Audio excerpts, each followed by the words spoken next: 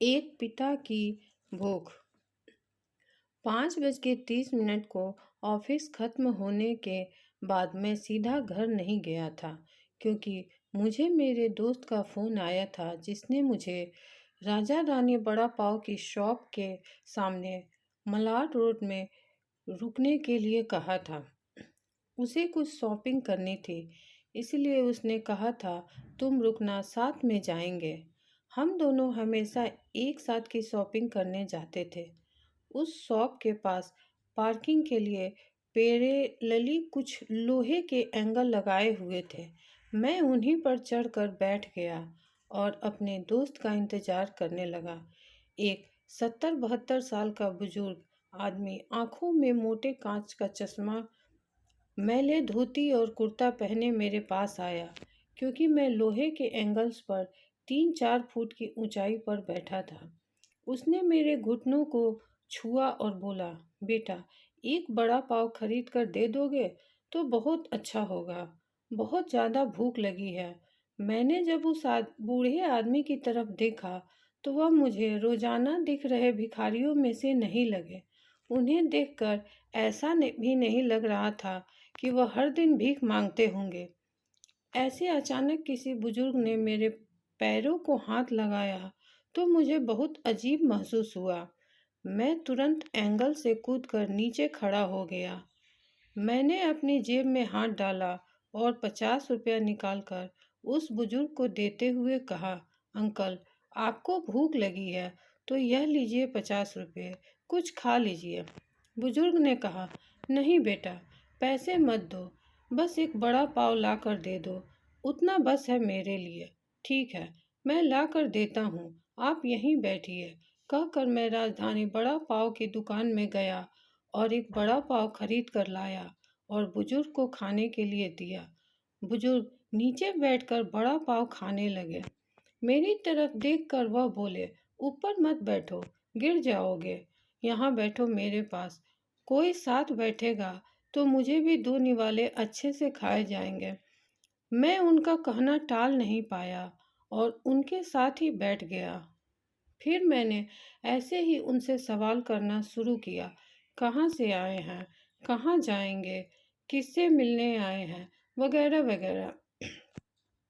मैं नागपुर से आया हूँ, एक छोटे से गांव में रहता हूँ।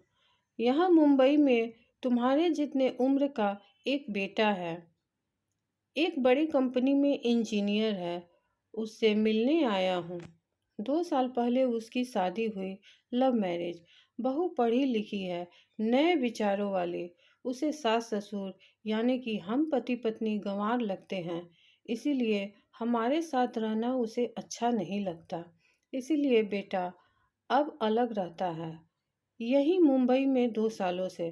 परसों मेरे इस मोबाइल पर उसका फ़ोन आया था, कह रहा था अमेरिका में नौकरी मिली है उसे, बीवी को लेकर जा रहा है अमेरिका 10 साल के लिए। यहाँ मुंबई में था तो 6 महीने में एक बार आता था हम बूढ़ा बूढ़ी को मिलने के लिए। अब इतनी दूर परदेश जा रहा है, एक बार मिलने के लिए आओ बोला तो अब समय नहीं बचा है।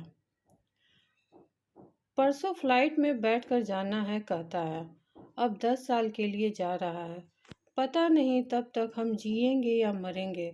इसीलिए खुद सो, सोचा खुद जाकर उससे मिल लेता हूँ। कल शाम से एयरपोर्ट को ढूंढ रहा हूँ, लेकिन यहाँ के लोग कहते हैं कि इस एरिया में एयरपोर्ट है ही नहीं। बुजुर्ग ने एड्रेस वाली चिट्ठी मेरे हाथ में देते हुए कहा। उनकी बात सुनकर मैंने कहा, लोग सच ही कह रहे हैं, एयरपोर्ट यहाँ नहीं है, सांता क्रूज में है।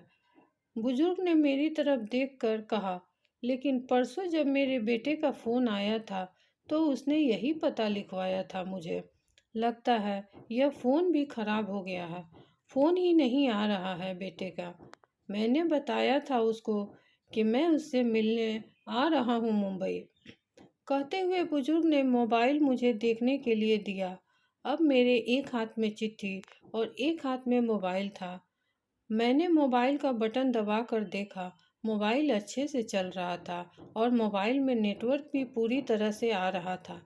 मैंने उनसे पूछा, आपने नहीं लगा के देखा फ़ोन बेटे को? मुझे कहाँ लगाने आता है बेटा फ़ोन, कोई फ़ोन करता है तो उठा लेता हूँ बस, उन्होंने कहा। मैंने रिसीव कॉल में जाकर आखिरी नंबर पर कॉल किया तो 2 रिंग बजने के बाद कॉल कट कर दिया गया। फिर मैंने एड्रेस की चिट्ठी खोल कर देखी। उसमें जहां हम बैठे थे वहीं का एड्रेस था, यानी कि जानबूझकर गलत एड्रेस दिया गया था। मैं समझ चुका था कि गलत पता देकर लड़का अपने माँ बाप को टाल रहा था और अब वह उनका फ़ोन भी नहीं उठा रहा था। मुझे यह भी मालूम पड़ चुका था कि वह जिस प्लेन में सवार हो चुका था वह प्लेन कभी भी उसके माँ बाप की दिशा में उड़ने वाला नहीं था। तब तक मेरा दोस्त वहां आ गया और बोला, चलो शॉपिंग करने चलते हैं। मैंने उसे 2 मिनट रुकने के लिए कहा और मैं बुजुर्ग की तरफ देखकर सोच में पड़ गया। मैं समझ नहीं पा रहा था कि अपने बेटे की तरफ से होने वाली धोखेबाजी को यह बुजुर्ग समझ नहीं पा रहे थे या फिर खुद का बच्चा उनके साथ ऐसा व्यवहार कर सकता है, यह वो स्वीकार नहीं कर पा रहे थे। मैं बुजुर्ग से बोला, अब तक तो आपका बेटा जिस प्लेन में बैठा है वह उड़ चुका होगा। मुझे नहीं लगता है कि अब आपकी मुलाकात उससे हो पाएगी।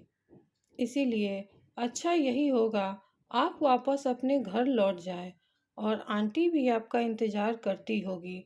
मेरी बात सुनते ही अगले ही क्षण उसकी आंखें भर आईं। आंसू भरी आंखों से वह मेरी तरफ देखने लगे। घर जाने के लिए भाड़े के पैसे देते हुए मैंने उनके हाथों में हाथ रखा और पूछा, अंकल, मैं कब से आपके हाथों में यह डब्बा देख रहा हूँ, क्या है इस डब्बे में?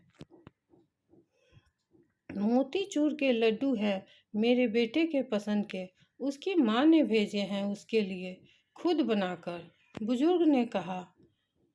किसी खंजर से मेरे दिल को चीर कर मेरे अंतःकरण को लहूलुहान कर दिया हो, ऐसी मेरी हालत हो गई। मैं निशब्द होकर बुजुर्ग की तरफ देखता रहा और वहीं बैठा रहा। ए भाई, चल ना, देर हो रही है। मेरे दोस्त की आवाज़ कानों में पड़ी तो होश में आया और ऐसे ही उस भीड़ में उसके पीछे पीछे चलने लगा। घर पहुंचकर आधी रात तक मैं सो नहीं पाया। रह रहकर एक ही सवाल मेरे मन में उठ रहा था, एक बड़ा पाव की भीख मांगने वाला यह बेचारा आदमी भूख से बेहाल होने के बावजूद भी अपने साथ लाए उस मोतीचूर के लड्डुओं में से एक लड्डू भी खुद नहीं खा सकता था क्या? अपने बेटे से इतना प्यार।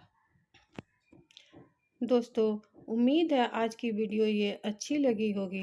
अगर अच्छी लगी हो तो प्लीज़ एक लाइक और चैनल को सब्सक्राइब ज़रूर कीजिएगा। धन्यवाद।